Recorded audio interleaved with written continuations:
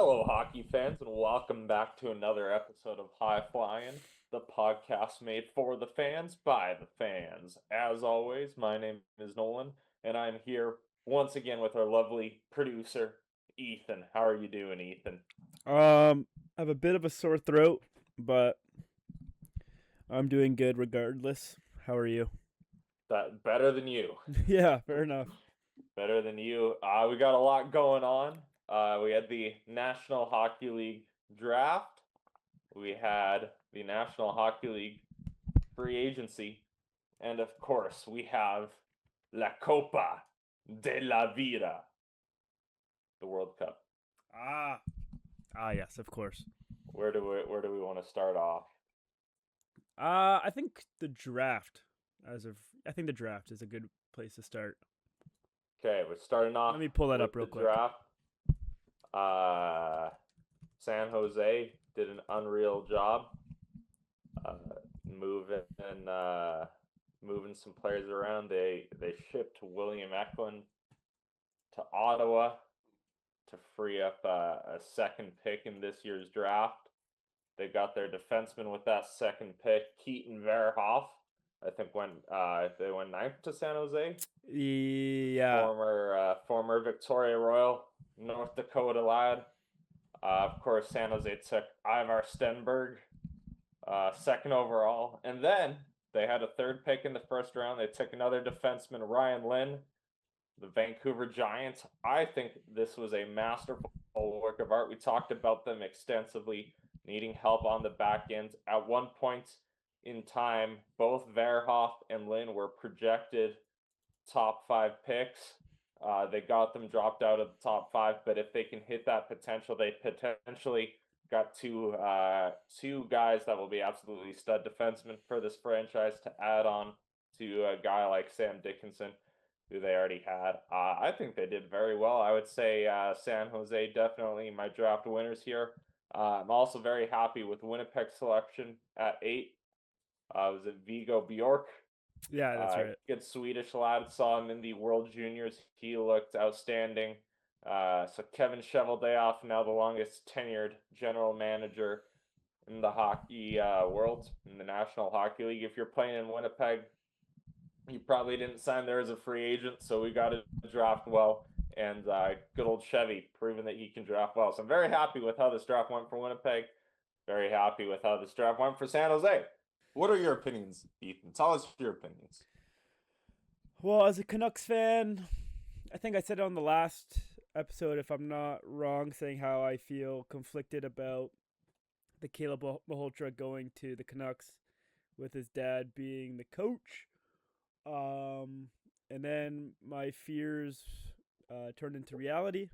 I saw, hold up. I'm gonna call people. I saw you and Jude. I saw both of you on the Instagram liking the Canucks post. I was all like, welcome to Vancouver, welcome to Vancouver. You guys are flip-flopping more than the fish on the deck. Hold on there, pal. Let me finish. I was conflicted until I saw a video of all the NHL. Actually, I don't know if it's all the prospects, but they were like, there's like kids on the ice, and Caleb Maholtra was there, and he was like helping some kid out who was scared. And I'm like, you know what? I like this kid. He's got good heart. That's what I like to see. This guy's gonna be the face of our franchise. So in the end, I am happy we got Caleb Maholtra. Yeah, that's all I got. Terrible pick, terrible pick. I don't like it. They should have taken.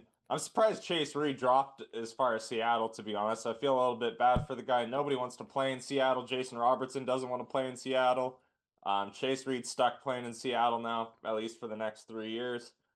So I feel a little bit bad for the guy. I'm surprised he dropped, especially with the way the Canucks moved some defensemen around. We'll get to the trades and the free agents later.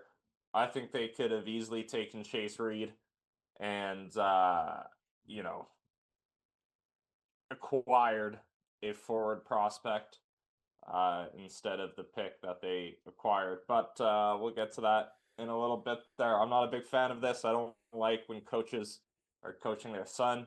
The last time it happened was in Winnipeg, and it did not go well. Well, yeah, because Winnipeg's a shithole, bro. They were both miserable. This is Vancouver, buddy. Hey, Beautiful Adam city. Lowry's still there. Adam Lowry's still there. Beautiful city. Until it rains and it's fucking pretty miserable. But other than that, good city. But I do agree with the San Jose. They absolutely killed it this draft. Yeah. They got an insanely good defenseman, and they got Ivor Stenberg. Yeah, everything went San Jose's way yet again for 2 drafts. Until they fucked it all up a couple days later, but we'll get to that. We'll get to that. But even then, I still think they're in a good spot. It's kind of annoying because we're a division rival to the Canucks, but it is what it is. So, yeah. There you go. There's our thoughts on the draft. Pretty straightforward. We had a lot going on in NHL free agency. Do you want to get to that? Should I just rattle off some signings? Yeah, so you're definitely gonna know way more than me. But if I have an opinion, I'll chime in. Yeah, so just take it away and we'll see where it goes. Yeah, first big signing of the day, in my opinion. Bowen Byram heading to the Chicago Blackhawks. They were in desperate need of some defensive help. Alex Vlasic probably not cutting it as one of their top D-men. So they get huge help. A little bit of an overpay, in my opinion, 12 and a half AAV. But you know what? Cap went up 8 million. Chicago has no other defensive upside, and it was pretty thin for agency class. So it was definitely a market for the agents and the players, and this is definitely gonna help them. Bowen Byram automatically becomes their best defenseman. They got a young team. Byram's only 25. We'll see where they're at in 5 years when he matures a little bit. Nazar, Bedard. I think there's still a lot of work that has to be done with the Chicago team, but you can definitely see they feel they're on a turn for the better. And I'm terrible at predictions unless it comes to the World Cup. We'll get to that. I can't see this signing putting them over the edge, but for me, all in all, it's good. Give the fans something to cheer about and start bringing in the pieces you'll need to contend for a playoff spot. Yeah, absolutely. I mean, he's a hell of a good player. Yeah, 12.5 million. That's crazy, but he's good. Chicago needs it. Should be fun to see what happens with Chicago. Hopefully, Bedard wants to leave and come back home. That is all I can hope for. Next one. I like this one. Kind of not the biggest signing in the world, but I love it. It's the Florida Panthers. I have to mention it. They're going to win the Stanley Cup this year. I'm telling you. They got Brady Tkachuk. He's a tough dude. Well, now they got Radko Gudas back in Florida. He already has some experience playing there. And once again, what a master class. And at the GM position, 6 years, 1.5 AAV per year. I don't care if this guy's getting healthy scratch for the last 2 years of that contract. You can eat that salary. He brings grit. He brings leadership. And I think they missed that when Barkov was out a little bit. They had Barkov out. They had Matthew Tkachuk out for a little bit. They were missing those on-ice leaders. Gudas knows what it's like to captain an NHL team. He knows what it's like to compete at the highest level for his country. Czechia, he looked fantastic in the Olympics. And I just, Jude and I have talked about this many times, that Florida played a lot of hockey. They were going to have a down year. This was their down year. They're back in the saddle. We'll get to another player that the Panthers acquired in the second. Or let's get to him now. Jacob Markstrom also going to Florida. Old Sergey, Officer Bob is out. So Panthers going back to their roots a little bit, bringing in 2 guys who are already there for round 2, a little bit older, a little bit wiser. I feel very good about the Florida Panthers. It's kind of like a whole Luongo thing. I think the NHL posted it. It's like Luongo. Oh, I mean, he went from the Islanders to Florida to Canucks. Markstrom from Florida had that little thing, and now he's back on Florida Panthers. So yeah, it's kind of like a full circle moment. And Gudas is like super physical. I think that would add a lot to the Florida Panthers. But I mean, now they have Brady Tkachuk with Matthew Tkachuk, so it should be interesting how that all plays out. Yeah. Yeah, bring back E2 Louis Storainen as well. The Florida Panthers, 5 million AAV over 8 years. This was once again, these guys are taking discounts because they want to play in the Sunshine State. They want to compete for a Stanley Cup. They're going to win the Stanley Cup. I'm telling you, mark my words. You heard it right here. This July 2nd, 2026, they are going to win the Stanley Cup, and these guys can take those discounts with the tax breaks and locking up Louis Storainen long term as well. Good move for the Panthers. Go So on. we've all heard the rumors. Let's trade Connor Hellebuck. I've been saying we should trade Connor Hellebuck for the past 3 years. But the problem with trading Connor Hellebuck, especially now that Eric Comrie's gone, he left in Winnipeg in free agency. The problem with this is if you trade Connor Hellebuck, you're going to need another goalie. Yeah. Kevin Cheveldayoff, nice guy, drafts well. You know what he doesn't do well? He doesn't sign goalies. Well, why the fuck are we paying Stuart Skinner to be in Winnipeg? I got a balcony right there. When I heard that, I almost threw myself off of it. Terrible. I mean, you should have, Absolutely to be honest. terrible. I would have. Oh my god, if the Canucks ever signed the name Stuart Skinner, it would be a long day for me. They're paying him $3.75 million a year. That's probably about $3 million more than he deserves. Why this is terrible. Why waste your money on him? There's other goalies available. Terrible. Yeah, it should be a volunteer job for how he plays. He should just be happy to play in the fucking NHL. That's right, and we don't have the defenseman to play in front of him, right? Like, I mean, neither did Edmonton, but Edmonton had Connor McDavid and Leon Draisaitl, which Winnipeg doesn't have of all time. So, like, fuck me. We went from President's Trophy 2 seasons ago to missing the playoffs last season, and I was thinking, we're gonna see where this Winnipeg team evens out. Well, guess what? The only place you're gonna see us next year is at the bottom of the standings. There we go. Is there no word where Hellebuck's going yet? Apparently there's large interest from Florida, but Winnipeg wanted Anton Lundell, who they were not willing to part with, and then Carolina, another team that was interested. But as of right now, it's kind of cooled down on the Hellebuck front. Obviously, he's not going to Florida anymore. Florida's got their goalie. Did New Jersey trade for a goalie? Because Markstrom's gone. Who knows? What's that face for? I have no clue. Yeah, you know what? I'm gonna pretend that I know what I'm talking about here. With all these, gonna be perfectly honest. I was on Wednesday. I was down at the bar, watching some football. We have a British pub in town. Shout out Martin Lewis, the owner of the Brit Bar, and it was packed with England fans for that game.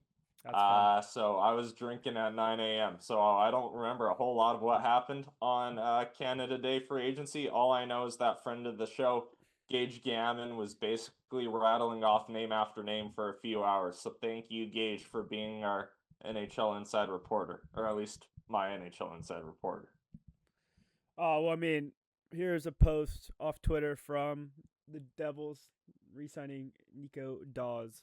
So I do not expect Nico to be their starting goalie there. So then they're still they're still looking for their starting goalie. Well, they have Jake Allen as their backup, so maybe it could be a Jake Allen, Nico Daws tandem, but we'll see. We'll see. Who knows? It's New Jersey. Who cares? Anyway, what's next? San Jose signing Jacob Trouba. They needed to get to the cap floor once again. So they're going to give him 4 years, $8 million. That's probably more than he deserves. But once again, you got to get to the cap floor. And I like this. Jacob Trouba, he's a guy who hits really hard, veteran presence. He's been on a competitive playoff team in Winnipeg. He's been on a competitive team in New York. He's been the captain of the Anaheim Ducks. I really like this signing. He adds a little bit of grit, a little bit of a veteran presence. If anyone tries to tumble around with Celebrini or with Misa or any of those other young guys, Jacob Trouba is going to be there. He's going to be putting your face through the boards with his fist. And I think that's a fantastic signing for Winnipeg.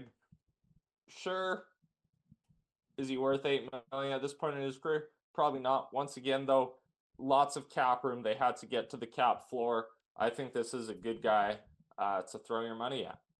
Yeah, absolutely. And then, should we talk about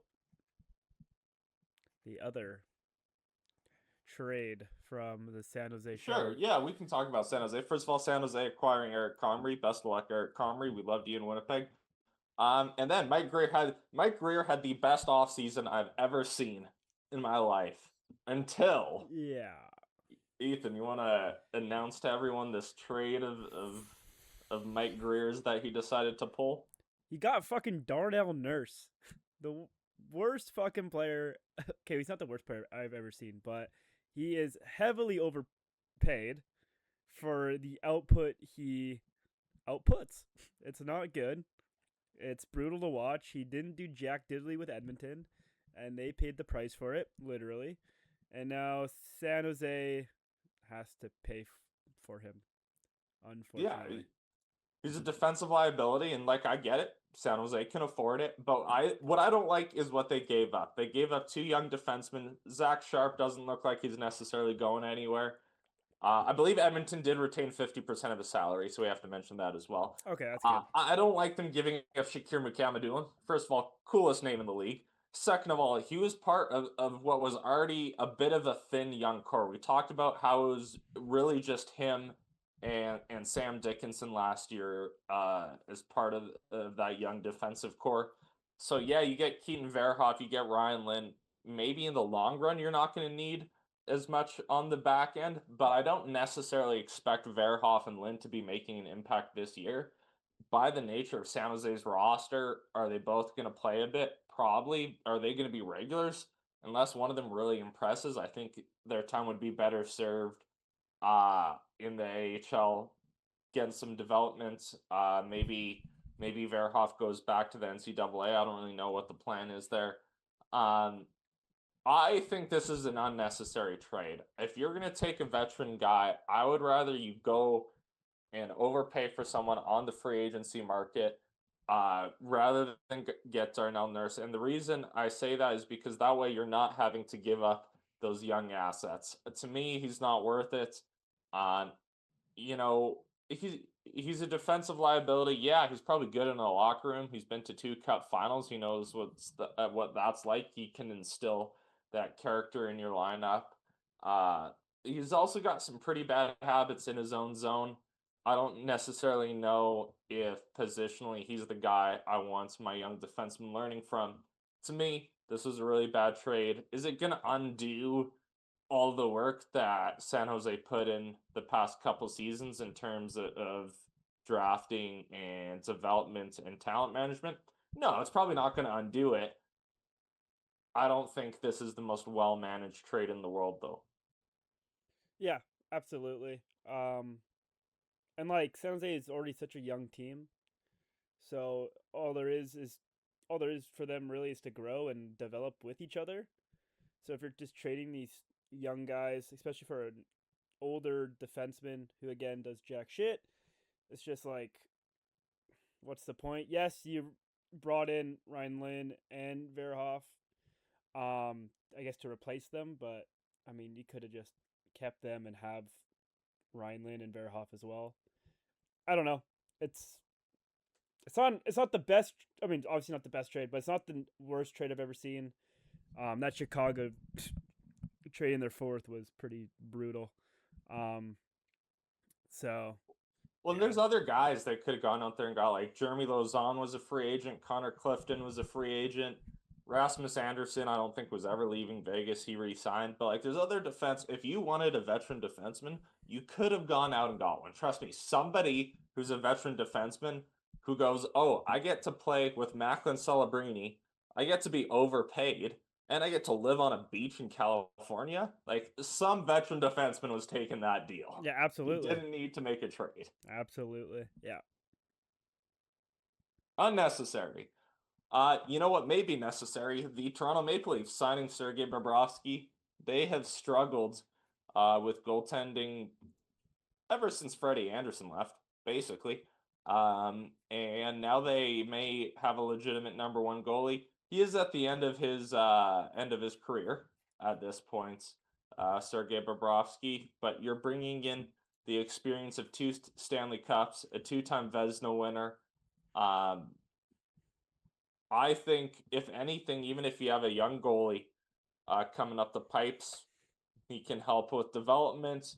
He can give a pretty weak decor a little bit of confidence playing behind him. I don't hate it. I don't hate it. It's a 3-year deal, $7 million. Is he still going to be NHL starting caliber goalie in 3 years? Who knows? Who knows? Toronto doesn't have the best luck with goalies, so I don't know. You tell me, Ethan. You tell me. Fuck, I don't know. I mean, just do better than Stuart Skinner.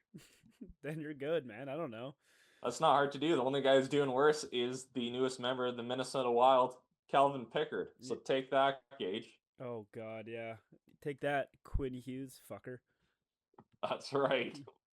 No, I mean, Bobrovsky's good. Guess who's getting taken behind the barn? Oh, fuck. Oh, a little throwback yeah, there. A little throwback. If you know, you know. If you know, you know. If you know, drop a comment.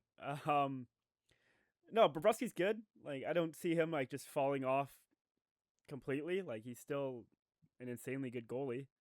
Obviously not where he was, but I think he's still above average in the NHL.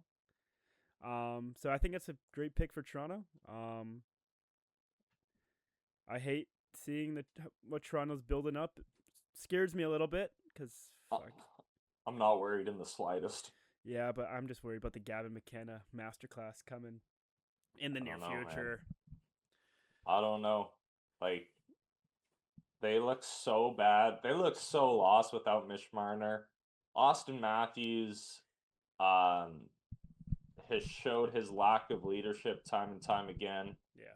Morgan Riley looks absolutely defeated. Their blue line was riddled with injuries last year. I don't know if they've done enough. Like, yeah, you picked up Darren Radish. Awesome. You can score goals if they do make the playoffs. My concern is what happens when you can't keep them out of your nets, or what happens when you have to score more than the other team. Like, I still don't know how I feel about Buffalo. I know they made the playoffs and everything. I really don't know how I feel about Buffalo, so I don't know if Buffalo's truly a contender. But you're going to be going up against the deepest Florida Panthers team we've ever seen so far, even more so than their 2 cup wins. You're going to be going up against the Montreal Canadiens team that's on the rise. Tampa Bay is ever dangerous. Could I see Toronto making the playoffs? Sure. I thought they were going to make the playoffs last year.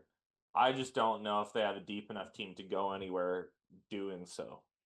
And let's not to mention, John Shake is going to find some way to screw this up. He's going to be gambling, or he's going to be bribing the refs, or he's going to be doing something that's going to get him arrested or fired. Absolutely, yeah. I don't know, yeah. They always seem to fuck it up somehow, so let's just see how they fuck it up this time, and I'll be praying for it as well. Speaking of fuck-ups, I don't know whose fault this is, if it's more so on the Washington Capitals or if it's on whoever runs the TSN website. But if you filter by major signings, you're going to see a major signing. 4 years, $4 million to Washington for Vincent Desharnais. Yeah, I saw Canucks that. former 7th defenseman is scratched more often than he played in Vancouver, and yet somehow he's getting paid $4 million over 4 years and is considered a major sign. This might be worse than Darnell Nurse, because at least Darnell Nurse was eating top minutes. This guy was not playing consistently in the NHL. Whoever his agent is, give that man like a 50% commission, because this agent deserves Agent of the Year. Yeah, that is... When I first saw that, I thought it was a joke. And then, obviously, everywhere else posted it. I'm like, holy shit, this is just insane.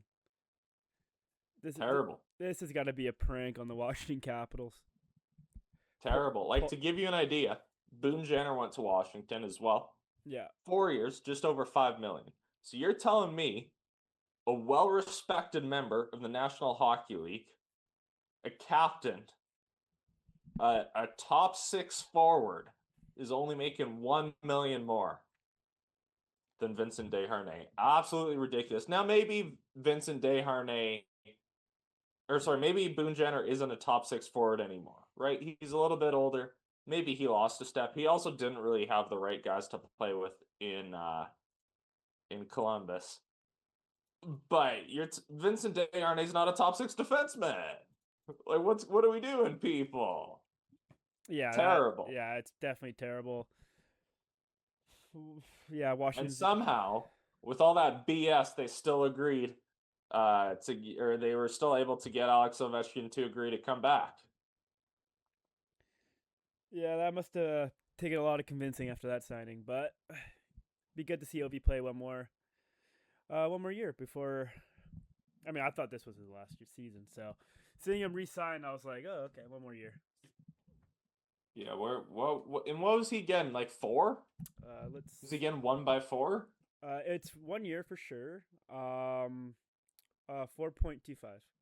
So you're telling me that Alex Ovechkin, the best goal scorer of all time, potted, I don't know, like 20 goals last season still, captain, one of the longest tenured captains in the National Hockey League, I believe the second longest tenured currently after Sidney Crosby, the league's all-time leading goal scorer, Stanley Cup champion, is getting paid $0.25 million more than Vincent Desharnais.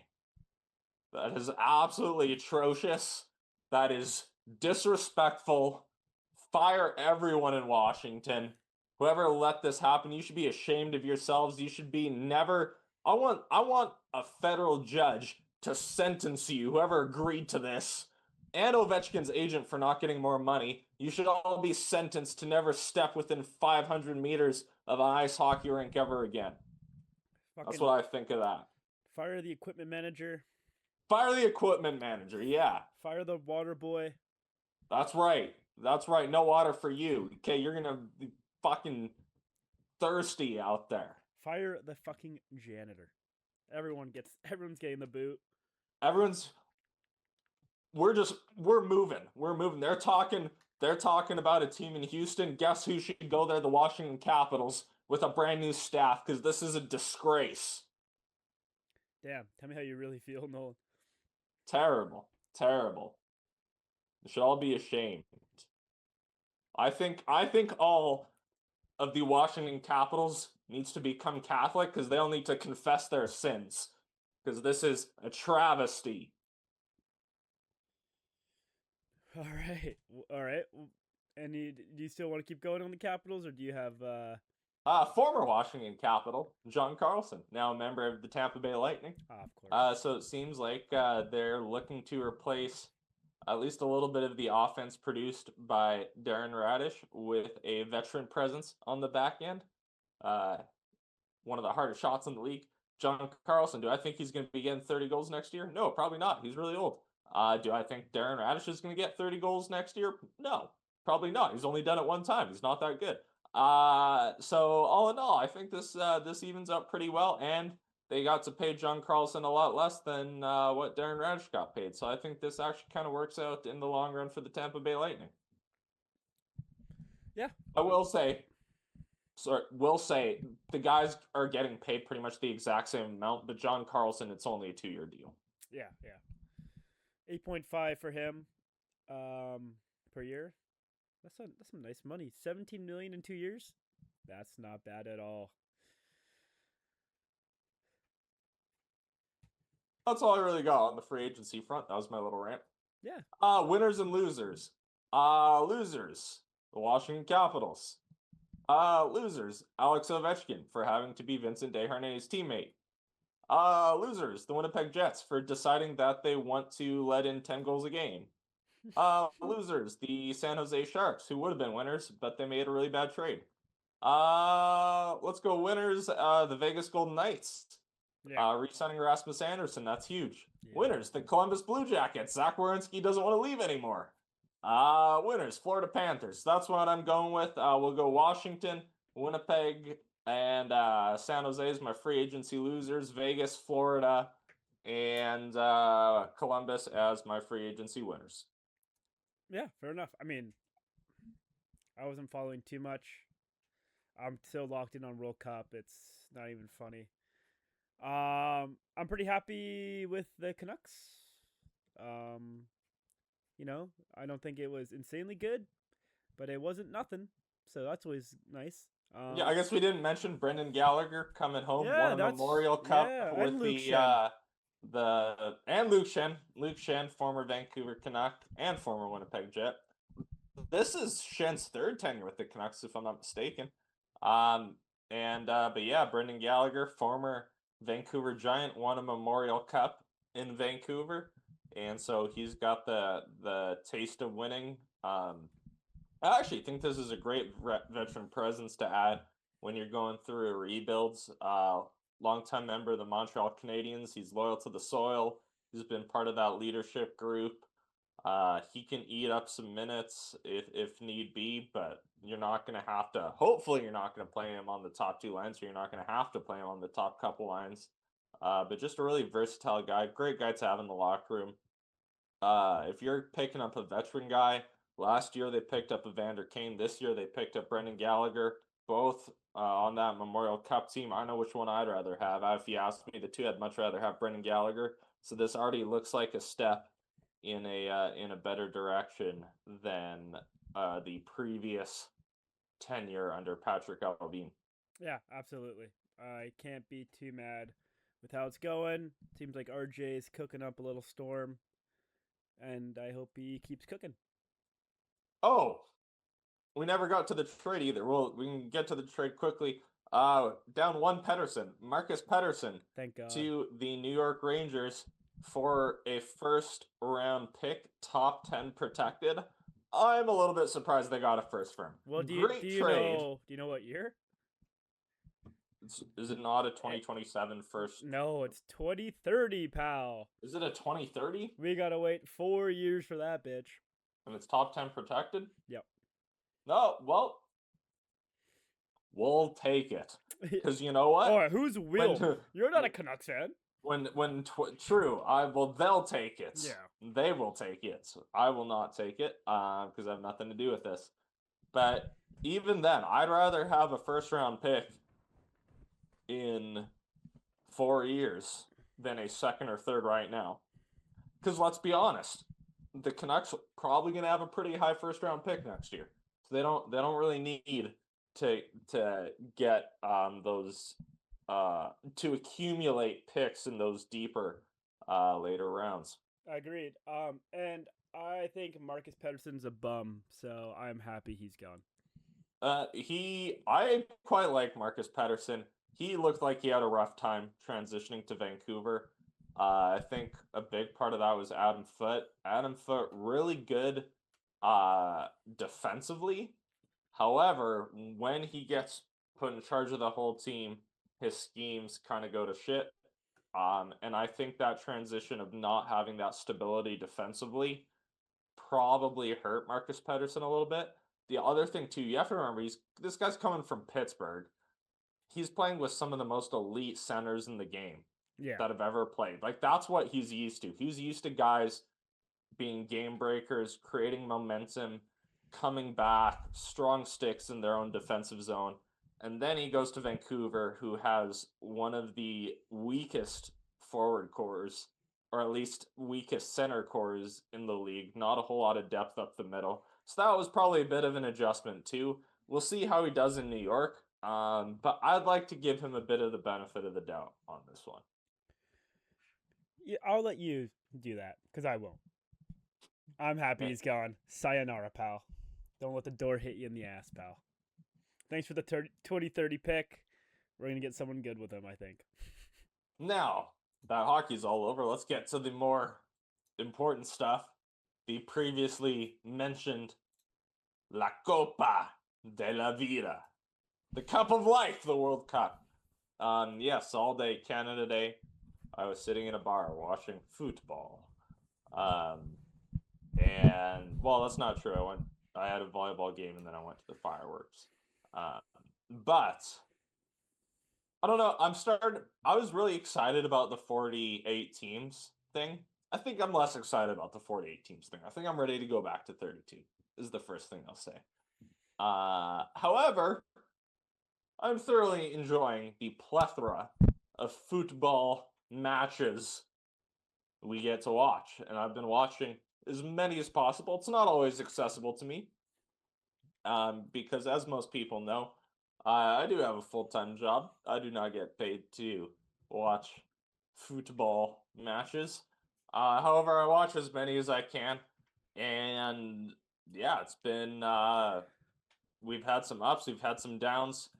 I don't know if you watched that England game, but Yeah, I have. the Democratic Republic of the Congo coming out strong, scoring the first goal. I'm like, holy shit, they're going to do it. England, it's not coming home. It's not coming home. And then none other than Harry Kane working his magic. Everyone told me that Harry Potter's the wizard in England. Well, they're all wrong. It's fucking Harry Kane. 10 points to Gryffindor, my friend. Yeah, Congo, they're so fast. Once they actually had the ball over the half, the speed they had, I was like, holy shit, these guys are. Because like, usually when you watch a team that is the underdog, when they score the first goal, they park the bus, right? They just don't. They just play defensively. Congo, yes, they played defensively. Their keeper was standing on his head. He was fucking unbelievable. Insane.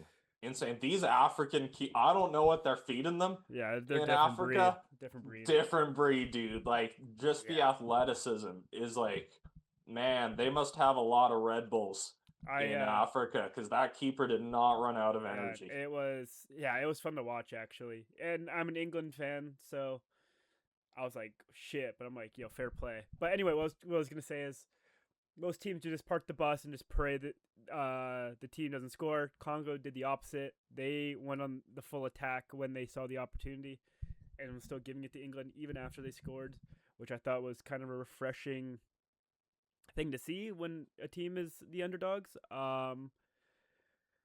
I'm happy with the 48 teams. I know you said you're sick of it. I'm not. I think it adds so much fun, especially when have games where fucking Paraguay's beating Germany. Like that's just so, like you don't get those kind of storylines.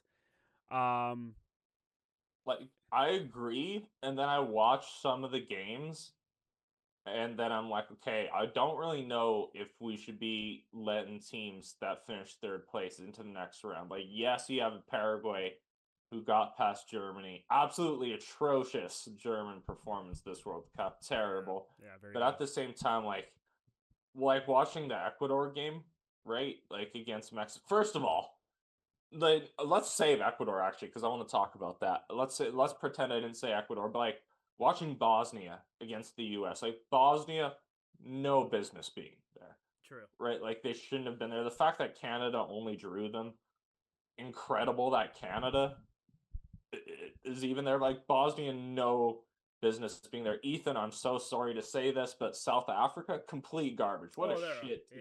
they're awful. God awful. They They are should awful. not have been in the next round. Like, I agree, it does create cool matchups. We have those moments like a third place team, like the Democratic Republic of the Congo, almost taking it to England. We had fucking Senegal up to 2-0 on Belgium. Like, I get it. Senegal won the African Cup of Nations. Like, awesome, right? But for me, I think it's cool to have all the games. Like, the more games, the better in a way.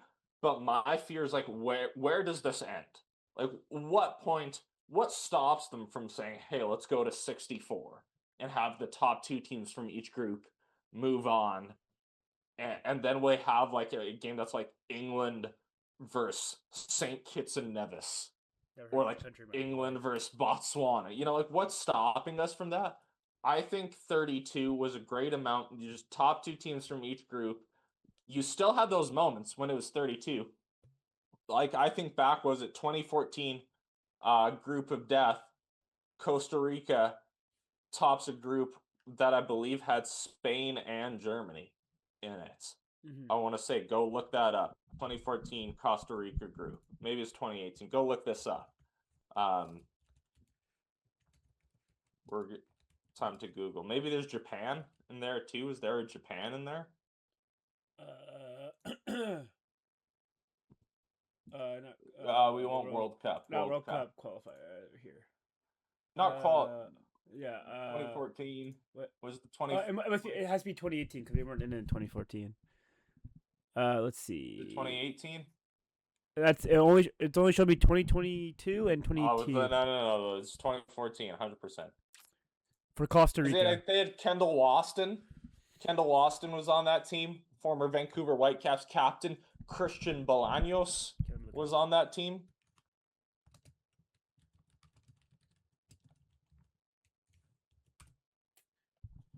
Let's see here. Oh, yeah, you're right. Uruguay, Costa Rica, England, Italy. Okay, there we go. So not Spain and Germany, fuck me, but it was England, Italy, and Uruguay. And I know you look at Uruguay and you go, they're terrible this year. They only came in third. Well, let me tell you, they had a guy named Luis Suarez back then. Of course. They had Edison Cavani back then. Okay, they were much better back then. You go Italy, they haven't made a World Cup since then. Yeah, because they're still reeling from the defeat of 2014 from Costa Rica. The only thing that hit Italy harder than Costa Rica was COVID. Good. And that was good, eh? Good. And so point being is like you still had these moments when we were at 32. I think I'd rather just see a little bit more of an elite competition. Let it be a little bit more best on best. Like, and also you get some of these bottom feeder teams. Like Haiti was cool, like awesome. They suck, right? Like Iraq, I forgot Iraq was in the World Cup. Sure. Cabo Verde shocking everyone. Awesome, good for them. They made it out of the group. You drew with Spain, the mighty España. But like all the African teams, they all made it through except Tunisia. They're all losing. Like Morocco's the only African team that made it through so far. So like what's the point of having those third place teams go on just to lose in the round of 32?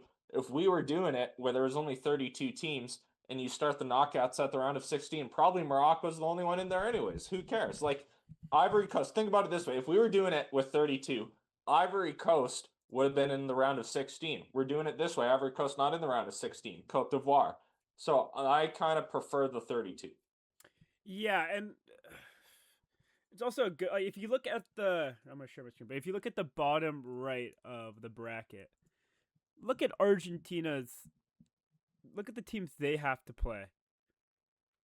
The only like hard one on there is Colombia, in my opinion. Colombia. Like, fucking love Colombia. And so, like, realistically, Argentina has a clear shot of going all the way, which is pretty insane. Until they meet with the top right, of course, which could be. I mean, I'm cheering for England, but Mexico looks unreal, so it could be. I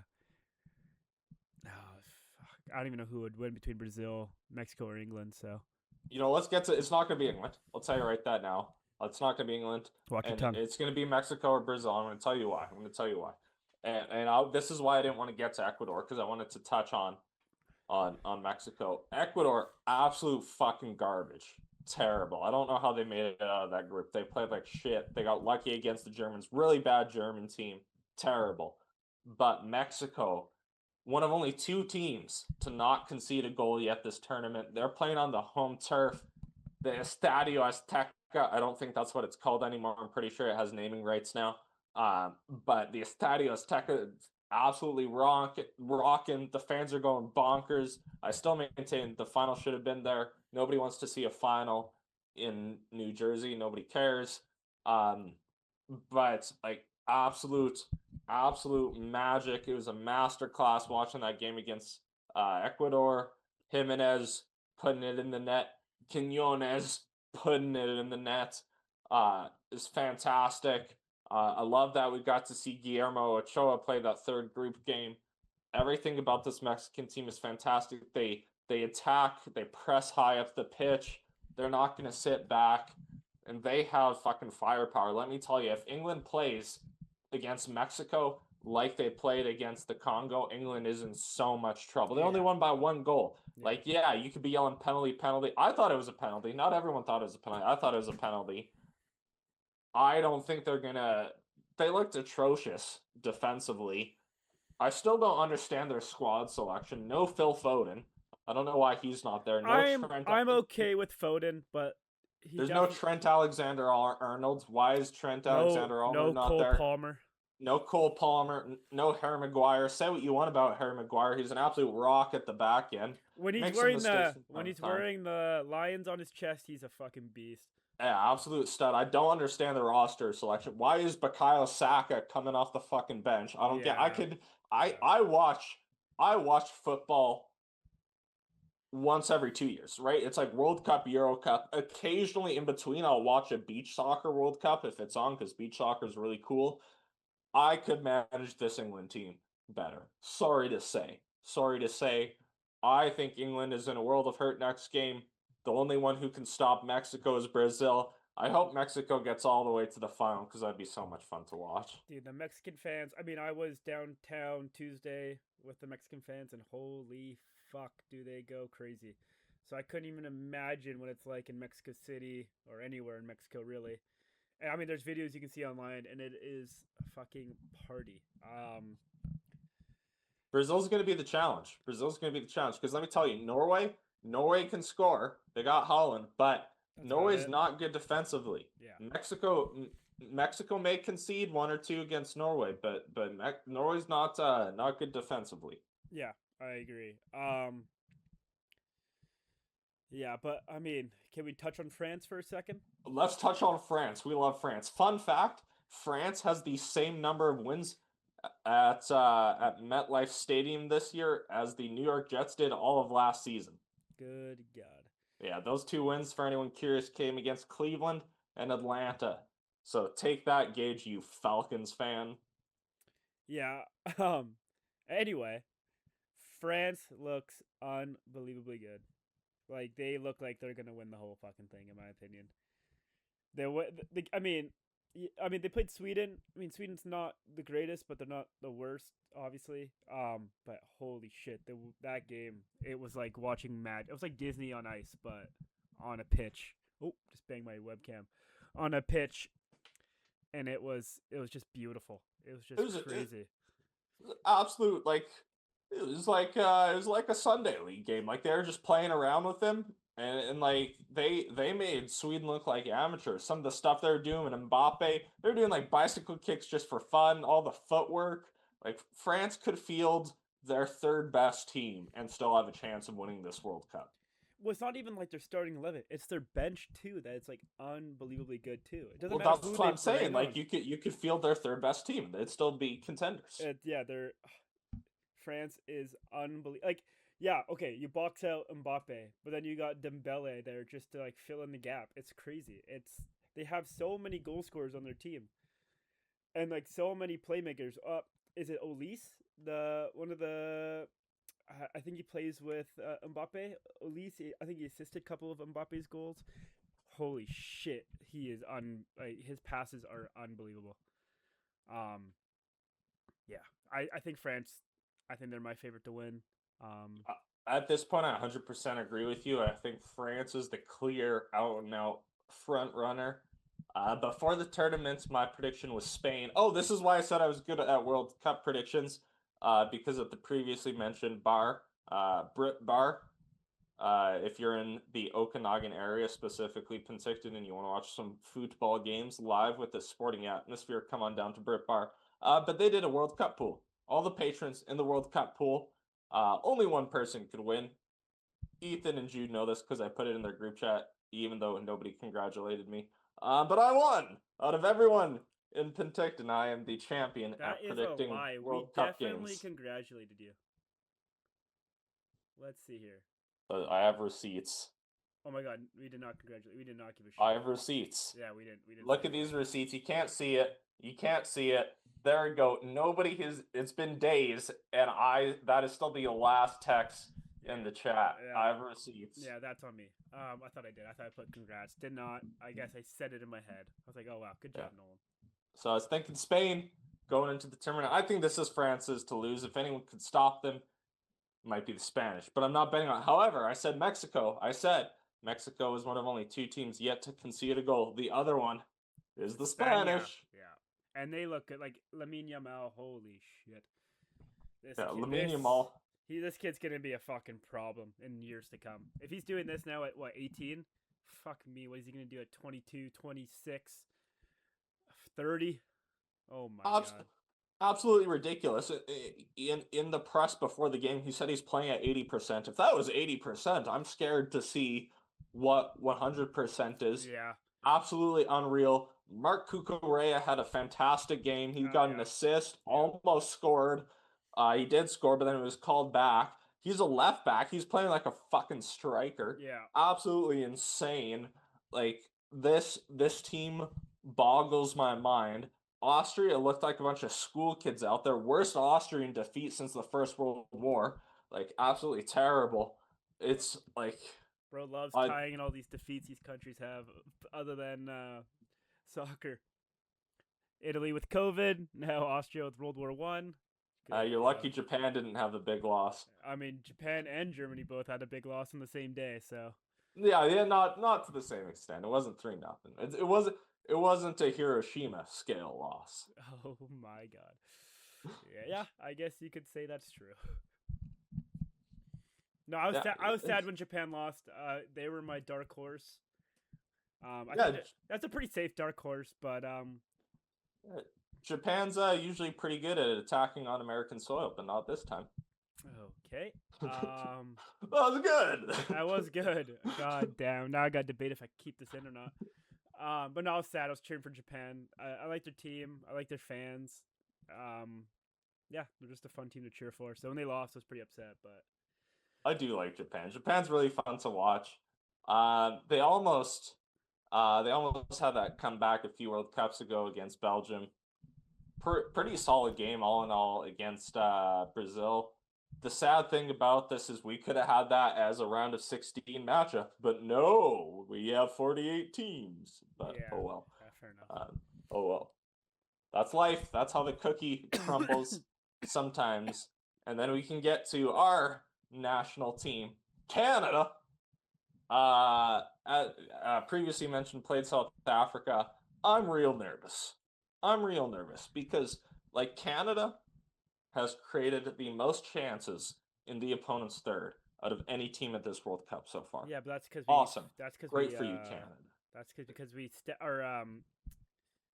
fudged our numbers during the Qatar game. So fudged the numbers during the Qatar game, but also so many chances, no finish. Like, outside of that Qatar game, like 1 goal against Bosnia, 1 goal against Switzerland, 1 goal very late against South Africa. So for a team with that many chances, why can't we fucking score? I don't understand why Kyle Aaron is on the bench all game, unless he's injured and I don't know about it. Is he? I don't think so. Yeah, I don't think so either. So, like, I don't understand. Meanwhile, Morocco getting a comeback win against the Netherlands. They're looking very dangerous. I'm predicting 4-0 Morocco. That being said, pretty tight game against Morocco last World Cup. And Canada has definitely gotten better. But we need to finish our chances because we're not going to get as many against a very tight Moroccan team as we have previously. And if we don't put it in the net, I don't understand why Jonathan David's there. He can't shoot the ball. He got a hat trick against Qatar. Great. It's Qatar. They shouldn't have been in the World Cup. 32 teams, I'm telling you, 32 teams. I don't understand why Jonathan David's there. I really don't get it. Big shout out Stephen Eustachio. He was leading the ship while Davies was out, scoring a rocket of a goal. Let's touch on Davies for a second. I'm so glad he played. But it's insane how good he looks compared to the rest of the Canada. Dude, is running on and off the ball. He looks like just on another planet. He looks like Hockey Reference to Connor McDavid compared to the rest of the Darnell Nurses of the team out there. No, it's true. When he came on, not only yes, he looked like a Ferrari next to Honda Civics. But not only that, it was like his team fed off that. Like seeing him come on, obviously they know he's injured, so seeing that they probably got a little bit of hype and a little bit of a jump in their game. But it's just crazy how much he changed the game as soon as he touched the pitch. What But what's your prediction for the game? I hope I'm wrong. I'm going 4-0 Morocco, but I'll be wearing my red Maple Leaf shirt. I'll be down at Brit Bar cheering for Canada. I hope I'm wrong, but I'm going 4-0 Morocco. I will be downtown watching the game. Downtown Vancouver, for those wondering. If you want to see me, this will probably be out tomorrow, so you have a day to plan. I'll be wearing my Canada. You said you're nervous. I'm not, because I know we're gonna lose. That was good. Well, no, it's Morocco. From you know what, we made it this far. You know, our fucking first ever win was this World Cup. Our first point was this World Cup. It made it to the round of 16. That's the best you can do. Exactly. I'm happy. I'm content. If we somehow beat Morocco, holy fuck! Then we have France. Yeah, then it's over, and that's okay. Like you know what? Like this has been the best World Cup I've ever watched. It has been so fun. I think it's a bit of a bias because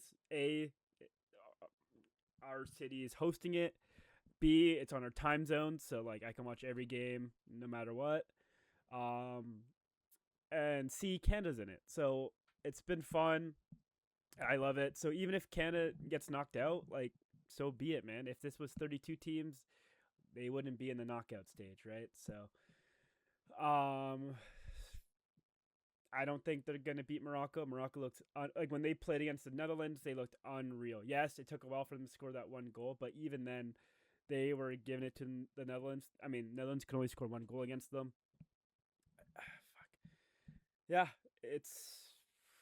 I don't think we're gonna win. But if we do, fuck it. You know, good on them. But I'm gonna celebrate anyway because it's been a good run. Yeah, and you know what? Big shout out to the organizational committee in Vancouver. I have only heard good things about the atmosphere at the fan zones. They got Jack Pool Plaza rocking. All the bars are supporting it. Heard great things about BC Place, how it's a real football stadium. I like the decision to keep the roof closed. I know it was for broadcasting, so the lighting wouldn't affect anything, but I think a closed roof just adds to the atmosphere. You got the sound bouncing around. The fans turned up in waves. The Canadian fans were fantastic. Australia showed up. New Zealand showed up. Belgium showed up. Egypt showed up. So shout out to all those fans supporting their teams. The fans are what makes this World Cup so special. And all the international fans that were already in Vancouver, those who traveled from other places in the province, those who traveled from overseas. Maybe you're from Belgium and you came, maybe you're from Australia and you came just for the game. Shout out to all the fans because I've only heard great things about the World Cup atmosphere in Vancouver. Yeah, so I've been downtown several times now, and this is the best I've ever seen Vancouver. It is so fun. When Mexico, I was actually at Jack Pool Plaza when Mexico played against who did they play? Ecuador. Thank you. When they played Ecuador, the ground was literally shaking, like shaking. It was insane. They're throwing people in the air. Granville, if you know Granville, it's like the party street of Vancouver. But when it's not World Cup, it's pretty depressing, to be honest. It's not. It's just. But with World Cup on, it's like a wave of people. It's unreal. You know, it'd be good, dude. Commercial Drive. Yeah, I bet commercial drive's fucking rocking. Yeah, but the only thing with commercial drives is there's more restaurants. With Granville, there's a lot of bars and True. Commercial, more family friendly. It's more family friendly. If you want to get your lick on, you go to Granville. So. But yeah, no, true story. I don't remember the name of the restaurant, but true story. 2010, and I wish I was down there for this. I wish I was, but 2010, World Cup final. We went to a Spanish restaurant on Commercial Drive. The place was filled with the Spanish. It was rocking. Spain obviously won that. So just the atmosphere. If you can find a restaurant whose ethnic cuisine is one of the teams you are playing, or that is playing, and you can watch the game with all of their fans, outstanding atmosphere. So that'd be my recommendation of drinks. Obviously, the bars, that's where the party's at. Not necessarily a bar, but like a pub. I love the Blarney Stone. They've always Yeah, had a good Blarney Stone's turnout great. for Champions League final, so my recommend go there for that if you're a partier. But if you want more of like a great football atmosphere, but a little bit more family friendly, a little bit less of a party atmosphere, pick a game and find a restaurant that has the cuisine of that country. Yeah. And what's so cool about especially living in a multicultural country like Canada, and especially a city like Vancouver, doesn't matter what fucking country's playing, there are people from that country watching it. It's insane. Like I was just walking Ivory Coast. This was group stage. Ivory Coast was on. I see people wearing their orange, and they're at a outside patio cheering for Ivory Coast. I'm like, what the fuck? This is sick. Like it's so easy to get behind. Like the atmosphere just builds. Like I was out watching Scotland versus Haiti. I'm Hungarian, but I was like, go Haiti! Go! I was a hardcore Haiti fan for like 2 hours. That's crazy. You gotta go Scotland there, but that's okay. Scotland has never made it out of their group in World Cup history. I wasn't giving myself any false hope. Yeah, it's true.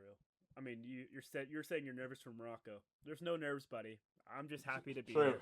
True, maybe I am giving myself a little false hope. You, Well, am I though? Because I did say 4-0 Morocco, 4-0 to that's use true. the proper That's true. terminology. But you have nerves, which make you think that there's a chance. There's no chance, my There's friend. a chance. There's always a chance. Hey, You're right. even in the words of Delamitri, even long shots make it. Holy shit. That did not work for the Scots, No, but it might work for Canada. I think that's a great place to wrap it up. It's a great ending. Not planned, but great ending. That's a great ending. That's all you, buddy. Thank you for tuning in. Please like, subscribe, comment. We are on Instagram. We are on Facebook. We are on TikTok. We haven't really been active on TikTok lately. We're on YouTube. We're on Apple Podcasts. We're on Spotify. If you like what you see, if you have any ideas for what we should talk about, if you agree with anything, if you disagree with anything, if you have more references from the World Wars that I haven't used yet, and you want to give me some content or some ammunition, as they say, please do so. And please, please, please enjoy the rest of the World Cup, where somebody, probably France, will win La Copa de la Vida. Well, I'm sure we'll have a recap of the round of 16 before we get to the champion. But with that being said, I think Jude should be back next pod. So Jude should be back next pod, and then I'm gone. I'm in Hungary after. So I will be. We can cut this part out, or you can keep it in. Keep Either it in. way, Let the people know. Keep it in. Keep it in. I'm dumb, and I will be on a plane flying from Vancouver to Toronto the exact time the World Cup final is on. So let me tell you, I hope I can buy some Wi-Fi. And if I can buy some Wi-Fi, everyone will be like sleeping and shit. Well, they probably won't be sleeping, but it'll be the middle of the day. And you'll hear me screaming from row J. Okay. No, I'm sure they'll have it on the screens if they have the screens on there. There's no way they don't. No. I got TSN. I'm getting me some Wi-Fi. They better have some Wi-Fi. I'm gonna be up in the air, and it's gonna be France versus Mexico, and I love a good underdog story, so I'm gonna be going Gutierrez, and the guy beside me is gonna be going, shut the fuck up, I'm trying to read my book, and I'm like, dude, it's the World Cup final, why are you reading the book? That's gonna be exactly what happens on my flight. Wow. Yeah, make sure you like and comment. June should be back, so you don't have to hear from me anymore. No, we love hearing from you. Well, then I'll be gone, and then you can get to hear from Ethan again. Oh, I thought you were recording in Hungary.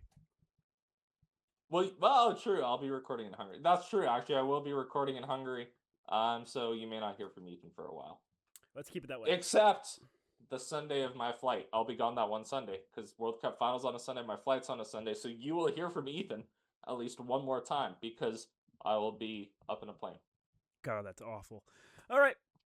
I hope your flight gets canceled. Okay. Thank you guys for listening. Like Nolan said, we're on all those media outlets. Comment, subscribe, like, DM us. I don't know. Yeah. Allez le bleu. Go. Viva la Mexico. Come on, it's coming home. It's not coming home. It's coming home. That's okay. Do US, we know any other sayings? Waka Waka. The Waka Wakas are out. Yeah. Bafana! Well, guess what? The Bafana suck. They lost to Canada. So, sorry, Yeah. Ethan. No worries. Not trying to it's called soccer. Soccer. Yeah, That's- Socceroos! The Socceroos No, are no. still Oh, in. they are. I was more going US. Socceroos. I was more Good going. eye. I was Good more eye. going the US because they go. It's called soccer. Oh, there we go. Yeah, I hope Belgium. Yeah. Yeah. This has just kind of turned into a little bit of cultural appropriation here. No, not really. We're just No, a little bit. Yeah. Anyway, okay, bye.